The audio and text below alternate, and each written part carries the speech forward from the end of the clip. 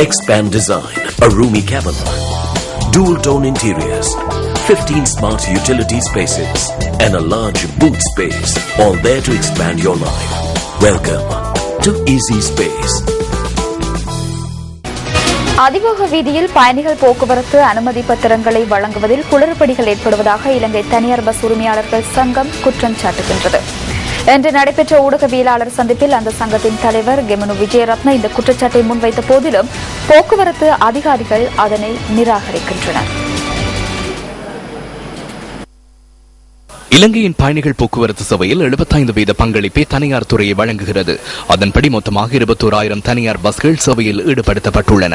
எனினும் பல்வேறு குளறுபடிகள் காரணமாக நாளொன்றுக்கு 4,000 பஸ்களை ஈடுபடுத்த முடியாமல் போவதாக தனியார் பஸ் உரிமையாளர்கள் தெரிவிக்கின்றனர்.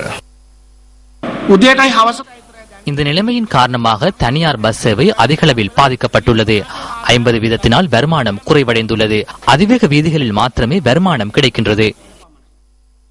எனினும் அதிவேக வீதியில் பயணிக்கும் பஸ்களுக்கு போக்குவரத்து அனுமதி பத்திரங்களை வழங்குவதில் குளறுபடிகள் இடம்பெறுவதாக அவர் குற்றம் சுமத்தினார். தற்காலிகமாக 12 அனுமதி பத்திரங்கள் வழங்கப்பட்டுள்ளன. அத்துடன் 7 அனுமதி பத்திரங்கள் உரிய முறைப்படி வழங்கப்படவில்லை. இங்கு பாரிய வர்த்தகம் இடம்பெறுகின்றது. தேசிய போக்குவரத்து ஆணைக்குழுவும் தனியார் போக்குவரத்து அமைச்சர் உள்ளிட்ட அனைவரும் இணைந்து தமக்கு வேண்டியவர்களுக்கு இந்த அனுமதி பத்திரங்களை வழங்கும் நடைமுறையே உள்ளது.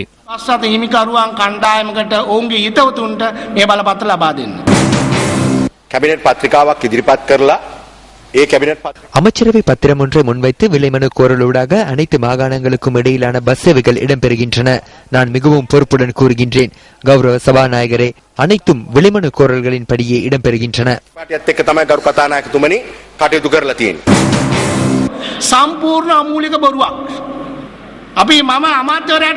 அது முற்றிலும் பொய்யானது. நான் அமைச்சருக்கு சவால் விடுகின்றேன். கொட்டாவில் இருந்து காலி வரையான அதிவேக வீதியில் 8 அனுமதி பத்திரங்கள் உரிய விலைமனு கோரலின்படி வழங்கப்படவில்லை. அந்த பட்டியல் உள்ளது. அந்த விலைமனு கோரல் 4ஆம் மாதம் 7ஆம் தேதி வழங்கப்பட்டுள்ளது. எனினும் 4ஆம் மாதம் 8ஆம் தேதி பஸ்ஸை கொள்வனவு செய்துள்ளனர். அந்த தகவல்கள் எம்மிடம் உள்ளன. போலியான 8 அனுமதி பத்திரங்கள் இல்லை என்று முடியுமானால் கூறுங்கள். பகிரங்கமாக கூறினால் நான் ராஜினாமா செய்வேன்.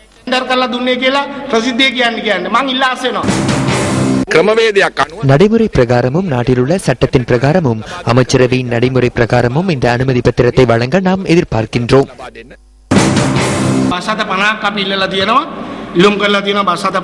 50 பஸ்களுக்கான அனுமதியை நாம் கேட்டுள்ளோம். அந்த 50 பஸ்களுக்கும் சந்தர்ப்பம் வழங்காவிடின் அடுத்த வாரம் நீதிமன்றம் செல்வோம். 50 பஸ்களுக்கான அனுமதியை பெற்றுக் கொள்வதற்கும் எமது உறுப்பினர்களுக்கு நியாயத்தை பெற்றுக் கொடுப்பதற்கும் நாம் செயற்படுவோம். අපේ සමාජිකයින්ට සාධාරණ කිෂ්ඨ කරගන්න කටයුතු කරනවා.